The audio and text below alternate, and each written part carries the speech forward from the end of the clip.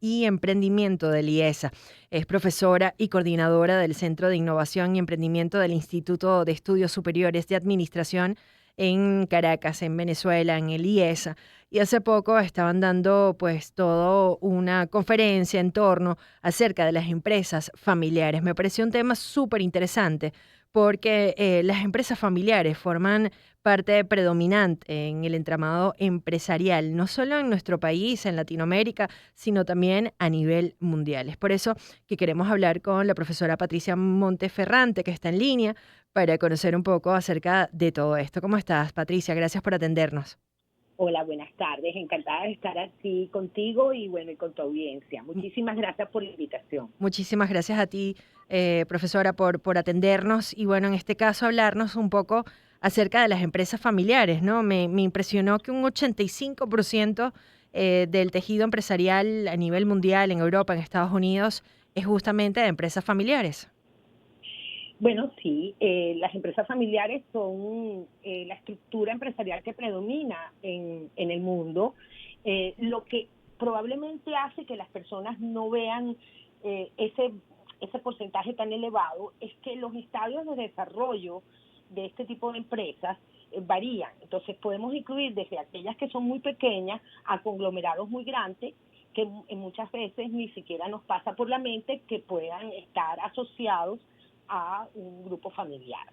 Y eso ocurre en cualquier esfera del ámbito mundial. En este Congreso de Empresas Familiares, ¿qué se intentaba enseñar a las personas presentes? Bueno, te cuento un poquito, ¿no? Nosotros formamos parte de una red internacional que se llama STEP Project. Esa es una red que surgió en el año 2006 y que investiga las características o las mejores prácticas de este tipo de organizaciones a nivel mundial, ¿no? Entonces, tomando como base la encuesta que logramos pasar el año pasado, en el segundo semestre del año, que el tema central era el legado, nosotros hicimos el Congreso centrado en la noción del legado.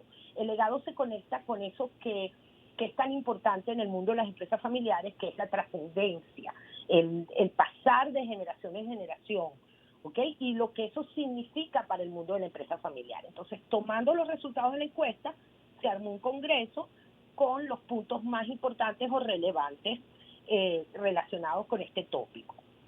Según entiendo, estuvieron participando desde los propietarios familiares hasta los que tenían actividades de gerencias, de directivas, porque bueno, hay todo tipo de participación, en este caso de la familia dentro de una empresa, ¿no? Ciertamente, porque, a ver, la familia puede estar activa de maneras distintas en el negocio. O sea, puede ser la dueña y solamente puede estar en la junta directiva. ¿Ok? Ok. En este caso, solo la dirige estratégicamente. Pero en otros casos, además de dirigirla estratégicamente, está en la operación del negocio. Entonces, en ese caso, la familia tiene como un rol dual. Tiene que ver a largo plazo, pero también tiene que encargarse como del día a día. Entonces, lo interesante es que también asistieron diferentes generaciones, porque el legado conecta en, en, o sea, vincula las generaciones del mundo de la empresa familiar, ¿no? El que está hoy y el que está por venir, ¿ok? Totalmente. Profesora Patricia, yo me he dado cuenta que en los últimos años ha cambiado un poco las gerencias dentro de las empresas porque son por lo generales personas menores de 50 años los que están empezando a llevar el liderazgo de estas empresas familiares, ¿no? Así es, así es. Bueno, en algunos casos, ¿no? Pero ciertamente es cierto lo que tú dices y de hecho una de las grandes recomendaciones del estudio es darle cada vez más cabida a las generaciones más jóvenes, porque es la conexión entre la manera de hacer las cosas del pasado y la visión fresca y novedosa de esto, lo que puede hacer que sea sostenible en el tiempo este tipo de organizaciones. Y de hecho, es tan cierto lo que tú dices que un elemento crítico precisamente en el mundo de las empresas familiares es el paso generacional. Total. Ese es uno de los elementos más difíciles de sobrellevar, particularmente de la primera a la segunda generación. Es muy difícil. Y bueno, que también ha cambiado un poco con los años, ¿no? Porque yo creo que antes era mucho más difícil que de repente una persona, como usted bien dice, de otra generación, pasara a ser líder de la empresa, ¿no? Era como que siempre había como un obstáculo ahí y ahorita hay un poquito más de apertura, ¿no? A qué pueden aportar estas nuevas generaciones, ya sea, por ejemplo, con algo tan sencillo como comunicarse a través de, no sé, redes sociales o hacer la publicidad de la empresa, por decir algo, ¿no?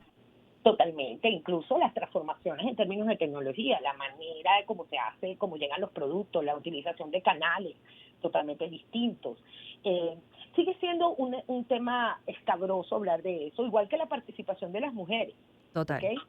Ok, esos son los dos grandes elementos como críticos. Y en el caso venezolano, además, tiene un tamiz como diferente también, porque partiendo de que nosotros venimos de un proceso o sea, con una diáspora, muchas de las miembros de las generaciones más jóvenes están fuera del país. Claro, Entonces, eso añade un elemento adicional, que es el trabajo remoto, y lo vuelve mucho más complejo. totalmente.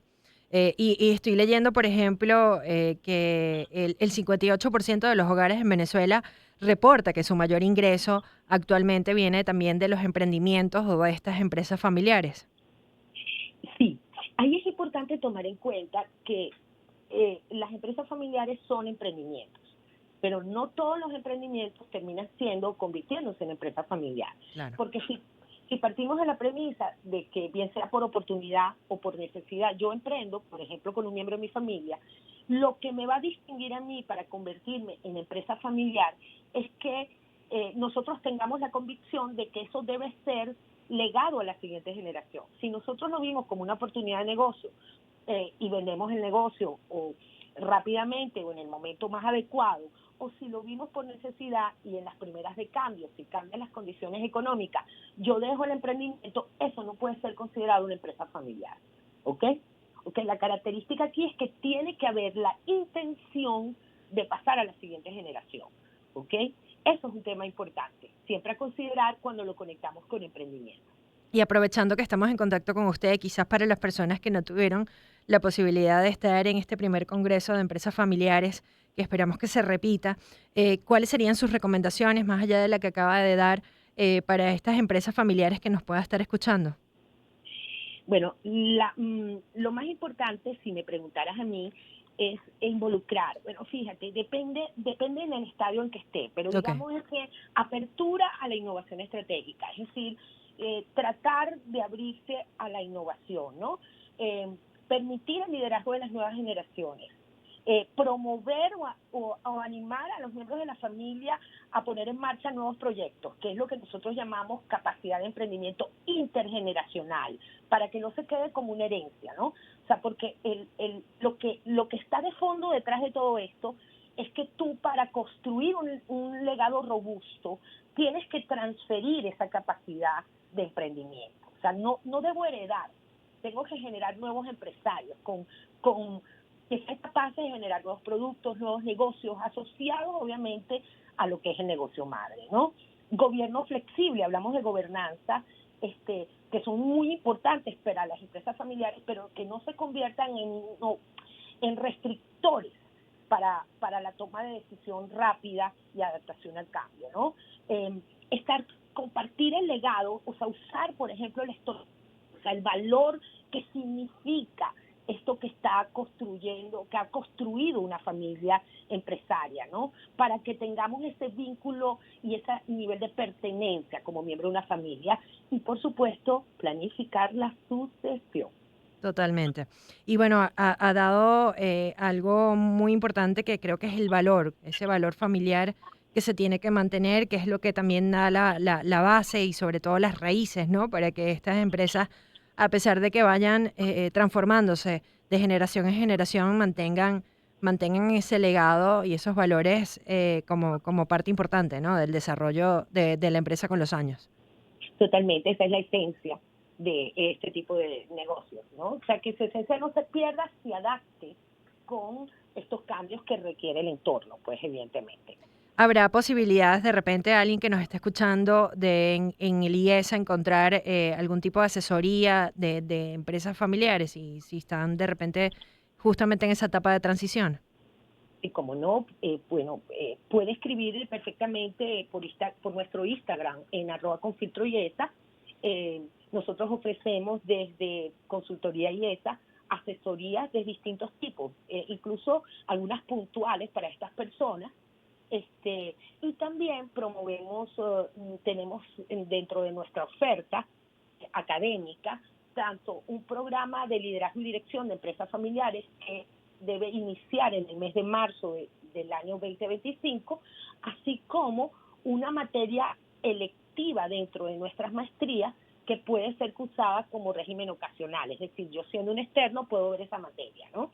Y eso me ayudaría como a entender un poco en qué estadio estoy parado y hacia dónde debo apuntar. Bueno, y la preparación yo creo que siempre es importantísima y ustedes en el IESA siempre se han encargado pues de ayudar y de guiar a cualquier cantidad de empresarios importantes y bueno, en este caso lo de las empresas familiares me llamó muchísimo la atención. ¿Nos repite la cuenta para que las personas los puedan contactar? Como no, puede llamar nuestro Instagram, @confiltroyesa. Ahí los pueden conseguir. Pues era la profesora Patricia Monteferrante, coordinadora y profesora titular del Centro de Innovación de Emprendimiento del IESA, también profesora y coordinadora del Centro de Innovación y Emprendimiento del Instituto de Estudios Superiores de Administración. Así que bueno, muchísimas gracias por el contacto, doctora profesora Patricia. Muchísimas gracias a ti y a toda tu audiencia. Bueno, nosotros tenemos ya prácticamente que cerrar el programa del día de hoy, pero gracias por acompañarnos como siempre en esto que llamamos Conexión Éxitos. Esperamos que esta entrevista haya sido tan interesante para ustedes como lo fue para mí y espero que de alguna forma esta orientación los pueda ayudar si tienen una empresa familiar. Nosotros nos despedimos, no sin antes recordarles quiénes trabajamos para ustedes en el control técnico. Gibran Gamardo, en la producción Verónica Pérez, Gabriel Plana, Aaron Arraiz, en la coordinación de producción Jessica Ferrer, en la jefatura de producción Ricardo Martínez Osorio, en la gerencia Johara Paredes. Agradecemos a nuestros patrocinantes Pepsi Cero, Atrévete a Más con la nueva Pepsi Cero, máximo sabor y cero azúcar, KFC siempre original, Witty Buy, tu compra ingeniosa para que consigas la laptop que tanto necesitas. Concepto 50, la tienda deportiva donde vas a encontrar todo para tu deporte favorito en Colinas de Bellomonte y Caledonia. Comparte lo mejor. Los dejamos con Shawn Mendes. Esto es Stitches. Que tengan un buen inicio de semana, una feliz tarde y nos escuchamos mañana con más de Conexión Éxitos a partir de las 11.